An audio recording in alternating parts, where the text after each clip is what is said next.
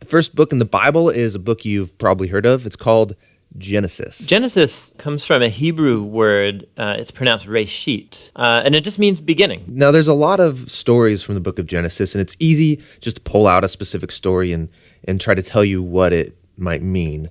But we think the best way to understand this book is to look at the book as a whole and show you how the whole thing is designed. The book is designed to fall into two main parts. You have chapters 1 through 11, which is telling the story of God and the whole world. And then you have the second part, which is about God and Abraham's family. That's chapters 12 through 50. And how the two of those parts relate, that's where you find the message of the book. Okay, so let's start back at the beginning. The first part of Genesis begins with a creation story where God creates everything. And how exactly that happens, of course, that's where all the debates come. But he takes a dark, watery chaos and he turns it into a beautiful garden where humans can flourish. That sounds nice. It does sound nice. In fact, 7 different times God says of all that he's made that it's good.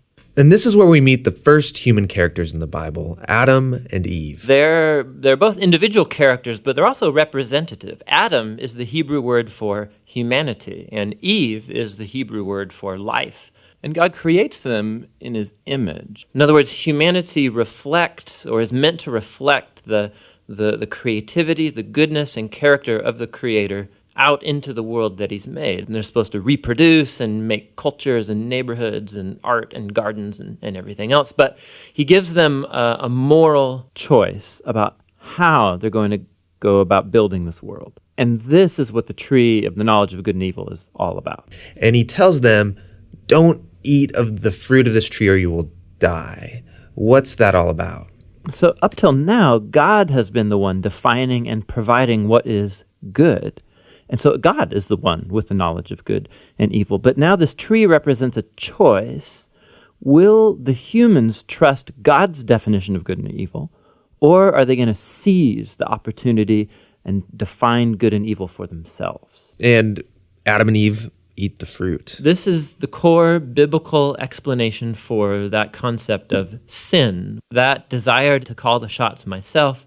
It's the inward turn of the human heart to do what's good for me and my tribe, even if it's at the expense of you and your tribe. And the problem is humans are horrible at defining good and evil without God. And so now that humanity's made this choice, things get really bad. So Genesis 3 through 11 is like tracing this downward spiral of all humanity. So Adam and Eve, they can't trust each other anymore. And so there's a little story about how they were naked and felt fine about it beforehand, but now they feel shameful because all of a sudden Adam's definition of good and evil might be different than Eve's, and so they hide from each other. Then there's another story of temptation. Cain is jealous of his brother Abel, and he gives in and kills him. There's a story right after Cain about a guy named Lamech, and all we know about Lamech is that he accumulates wives like property, and he sings songs about how he's a more violent, vengeful person than Cain ever was, and he's proud of it. Things get so bad with the human race that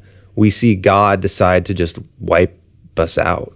Yeah, we typically think of the flood story is about God being angry, but it actually begins with God's sadness and grief about the state of his world. And so out of his passion to preserve the goodness of his world, he washes it clean with the flood. But there's a glimmer of hope. He chooses Noah and his whole family, and he saves them on this boat. Yeah, don't forget about the animals. Right, and the animals. So Noah and his family are going to reboot all of humanity. I mean, he must be a pretty great guy. But this is the story most people don't know because it's kind of weird, is that Noah gets off the boat and he plants a vineyard and he gets totally plastered. And then something sketchy happens in his tent with his son. It's a tragic story. So from here, humanity grows again, but things are as bad as before. And the last story is the famous story of the Tower of Babel. And in this story, you have all of the nations uniting together to use this new technology they have, the brick. And they want to make a name for themselves and build this big city with a huge tower that will reach up to the gods. But God knows that this city will be a nightmare. And so in his mercy, he scatters them.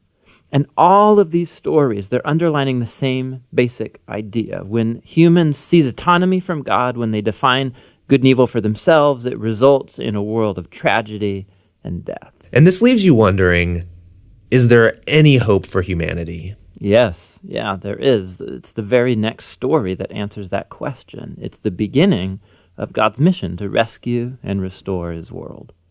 Hey there, this is Tim. And this is John. We believe the best way to understand the Bible is to get a grasp of its overall storyline. One thing to know about Tim is that he got his doctorate in Hebrew, Bible, and Jewish studies, and he can sing in Hebrew. We're a